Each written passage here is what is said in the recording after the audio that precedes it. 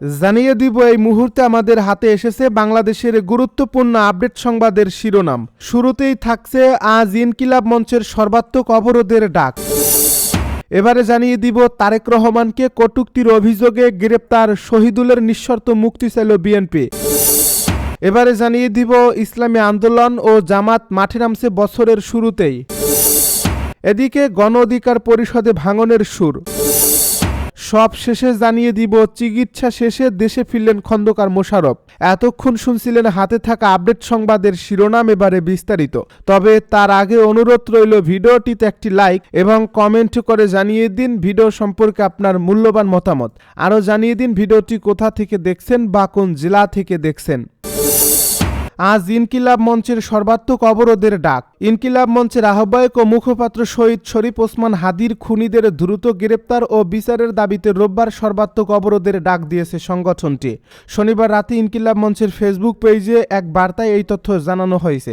এ পোস্টে বলা হয়, রোববার সকাল 11টা থেকে সারা দেশের বিভাগীয় শহরগুলোতে শহীদ ওসমান হাদির খুনিদের দ্রুত গ্রেপ্তার ও বিচারের দাবিতে সর্বাত্মক অবরোধ পালনের আহ্বান।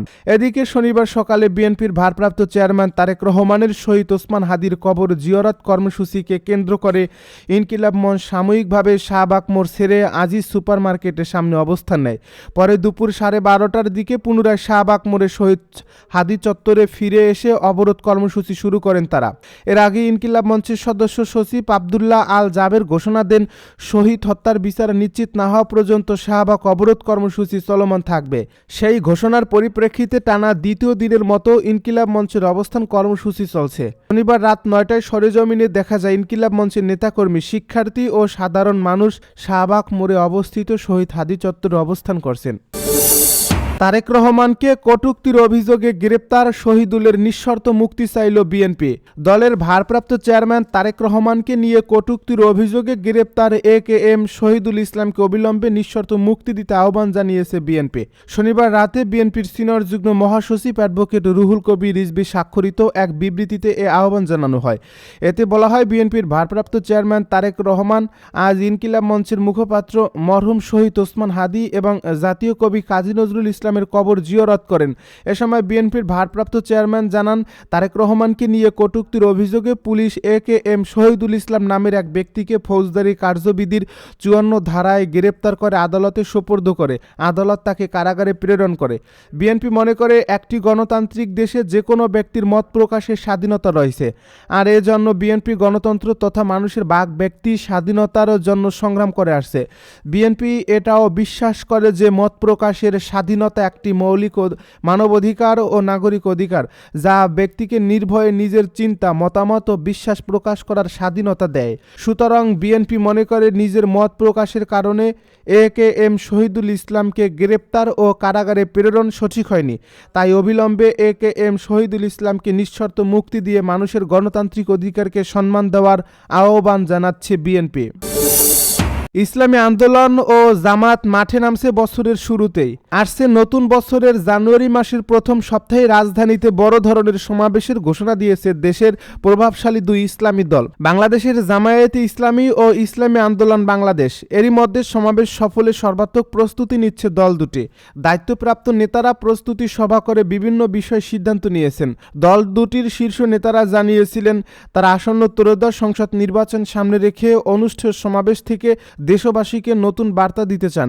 বিশেষ করে ইনকিলাব মঞ্চের মুখপাত্র শরীফ ওসমান বিন হাদি হত্যার বিচার, সব অবৈধ অস্ত্র উদ্ধার এবং সর্বস্তরে লেভেল প্লেইং ফিল্ড নিশ্চিত করার বার্তা দেওয়া হবে। ঢাকা মহানগর পুলিশ সূত্রে জানা গেছে, সমাবেশের অনুমতি ও নিরাপত্তা নিশ্চিতে প্রয়োজনীয় পদক্ষেপ নেওয়া হচ্ছে। জনভোগান্তি কমাতে ছুটির দিন বা বিশেষ সময়কে গুরুত্ব দিতে হতে পারে।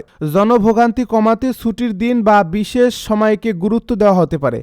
এদিকে 2024 সালের 5 অগাস্টে রাজনৈতিক পট পরিবর্তনের পর এই সমাবেশগুলোকে কেন্দ্র করে জনমনে বিশেষ কৌতূহল সৃষ্টি হয়েছে। সংশ্লিষ্টরা বলছেন, জানুয়ারির প্রথম সপ্তাহে উত্তপ্ত থাকবে রাজনীতির মাঠ। সব দলই চায় রাজপথ সুশৃঙ্খল এবং বিশাল উপস্থিতির মাধ্যমে জাতীয় রাজনীতিতে নিজেদের অপরিহার্যতা জানান দিতে। দুই ইসলামী দলের এই মহাসমাবেশকে রাজনীতির মাঠে শক্তি প্রদর্শন হিসেবেও দেখছেন সংশ্লিষ্টরা। গত সেপ্টেম্বর থেকে অভিন্ন কয়েকটি দাবিতে যুগপৎভাবে আন্দোলন শুরু করে জামায়াত ইসলামী সহ সমমান 8টি দল।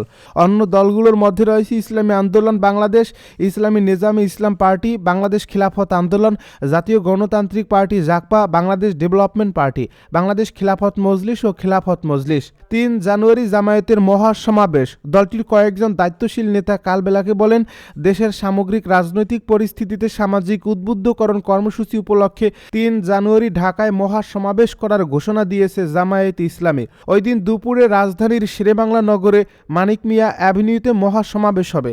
দলের আমির ডাক্তার শফিকুর রহমান সহ কেন্দ্রীয় ও সিনিয়র নেতারা উপস্থিত থেকে বক্তব্য দেবেন। গণ অধিকার পরিষদে ভাঙনের সুর। দেশে গত 1 দশকে তরুণদের সবচেয়ে বড় শক্তি ছিল গণ অধিকার পরিষদ। কোটা সংস্কার আন্দোলনের মাধ্যমে উঠে আসা দলটি তরুণদের মনে জায়গা করে নিয়েছিল খুব দ্রুতই। আরেকটা কোটা সংস্কার আন্দোলনের পর সেটা অনেকটাই স্তম্ভিত হতে থাকে। এরই মধ্যে ভাঙা গড়ার মধ্য দিয়ে গিয়েছে দলটি। সর্বশেষ ত্রয়োদশ জাতীয় সংসদ নির্বাচনকে কেন্দ্র করে দলটির মধ্যে ফের ভাঙনের সম্ভাবনা দেখা দিয়েছে। বিএনপির সঙ্গে 2 সিটের আসন সমঝোতা ও রাশেদ খানের পদত্যাগ ইস্যুতে বেসামাল অবস্থায় দলটি। নেতাকর্মীরা বলছেন গণ অধিকার পরিষদ ফাঁদে পড়তে পারে। কয়েকদিন ধরেই গুঞ্জন ছিল রাশেদ খান ধানের শীষ প্রতীকে নির্বাচন করবেন। গতকাল শনিবার সেই গুঞ্জনই সত্য হলো। শুধু তাই নয়, গণ অধিকার পরিষদের সাধারণ সম্পাদক পদ ছেড়ে তিনি বিএনপিতেই যোগ দিয়েছেন। গতকাল গুলশানে বিএনপির চেয়ারপারসনের রাজনৈতিক কার্যালয়ে আয়োজিত এক অনুষ্ঠানে তিনি বিএনপি মহাসচিব মির্জা ফখরুল ইসলাম আলমগীরের হাতে ফুল দিয়ে দলটিতে যোগ দেন। বিএনপিতে যোগদান অনুষ্ঠানে দলটির মহাসচিব মির্জা ফখরুল ইসলাম আলমগীর বলেন, ঝিনাইদহ 4 আসনে বিএনপির প্রার্থী হিসাবে মোহাম্মদ রাশেদ খান ধানের শীষ প্রতীকে ভোট করবেন। আপনারা সবাই দলের পক্ষ থেকে রাশেদ খানকে সর্বাত্মক সহায়তা করবেন। এর আগে এদিন সকালে গণ অধিকার পরিষদের সভাপতি ভিপি নুরুল হক নূর বরাবর পদত্যাগপত্র জমা দেন রাশেদ খান। পদত্যাগপত্রে তিনি লেখেন, ব্যক্তিগত কারণে এবং বৃহত্তর রাজনৈতিক স্বার্থে আমি দলের সাধারণ সম্পাদকের পদ থেকে ইস্তফা দিচ্ছি। 2018 সালের কোটা সংস্কার আন্দোলন থেকে শুরু করে এ পর্যন্ত যারা আমার সহযোদ্ধা ছিলেন তাদের কেউ আমার আচরণে কষ্ট পেয়ে থাকলে আমি ক্ষমা প্রার্থী। যেখানেই থাকি আমাদের ভ্রাতৃত্বের বন্ধন অটুট থাকবে। দলের শীর্ষ পর্যায়ের নেতারা বলেছেন, রাশেদ খান গণ অধিকারের দায়িত্বে থাকলেও সব সময় তিনি বিএনপিপন্থী ছিলেন। নিজ দলের রাজনীতির চেয়ে তিনি বিএনপি রাজনীতিতেই বেশি করতেন। দলের নেতাকর্মীদের সঙ্গে খুব বেশি ভালো সম্পর্কও ছিল না তার। নির্বাচনের আগ মুহূর্তে দল থেকে পদত্যাগ করে দলকে খাদে ফেলে দিয়েছেন তিনি। গণ অধিকার পরিষদের উচ্চতর পরিষদের সদস্য আব্দুল জাহের কালবেলাকে বলেন, রাশেদ খান গণ অধিকারের রাজনীতি কখনোই করেনি। তাকে হয়তো এখানে ব্যবহার করা হয়েছে, তবে তার তোষামোদীর রাজনীতির কারণে গণ অধিকার আজ খাদের কিনারে। তার অপকৌশল বুঝতে পেরে আমি অনাস্থা প্রস্তাব করেছিলাম। এমন এক সময় রাশেদ খান পদত্যাগ করলেন যখন আর আমাদের কিছুই করার নেই, এটি সম্পূর্ণ পরিকল্পিত হতে পারে। রাশেদ খানের পদত্যাগ ইস্যুতে নুরুল হক নূর জানিয়েছিলেন, তাকে নির্বাচনে জয়লাভের কৌশলের অংশ হিসেবে বিএনপিতে যোগদান এবং ধানের শীষে নির্বাচন করার অনুমতি দেওয়া হয়েছে। কৌশল বলা হলেও রাশেদ খান যদি নির্বাচনে জিতে যান তাহলে আগামী 5 বছরে তিনি আর গণ অধিকারে ফিরতে পারবেন না। যদিও নেতারা বলেছেন রাশেদ খান গণ অধিকারে ফেরার তেমন কোনো ইচ্ছাও নেই, তিনি বিএনপির রাজনীতি পছন্দ করেন। চিকিৎসা শেষে দেশে ফিরলেন খন্দকার মোশাররফ। চিকিৎসা শেষে সিঙ্গাপুর থেকে দেশে ফিরেছেন বিএনপির স্থায়ী কমিটির সদস্য ডক্টর খন্দকার মোশাররফ হোসেন। শনিবার রাত 9টায় বাংলাদেশ বিমানের একটি ফ্লাইটে তিনি ঢাকায় পৌঁছান। নিয়মিত চিকিৎসার জন্য গত 14 ডিসেম্বর সিঙ্গাপুরে গিয়েছিলেন খন্দকার মোশাররফ হোসেন। চিকিৎসা শেষে তিনি সুস্থ অবস্থায় দেশে ফিরেছেন বলে জানানো হয়েছে। বিএনপির মিডিয়া সেলের সদস্য সায়রুল কবির খান বিষয়টি নিশ্চিত করেছেন। তিনি বলেন, আলহামদুলিল্লাহ, ডক্টর খন্দকার মোশাররফ হোসেন বর্তমানে সুস্থ আছেন।